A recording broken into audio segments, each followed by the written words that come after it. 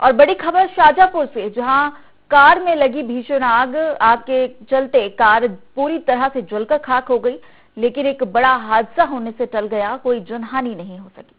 बड़ी खबर शाजापुर से आपको बता रहे हैं, जहां शुजालपुर में कार में आग लग गई। आग लगने से कार पूरी तरह से जलकर खाक हो गई। वहीं एक बड़ा हादसा होने से टल गया और साथ ही कोई जनहानि नहीं हुई। स्थानीय लोगों की मदद से आग पर काबू पा लिया गया। वहीं अकोटिया नाके की ये घटना बताई जा रही है।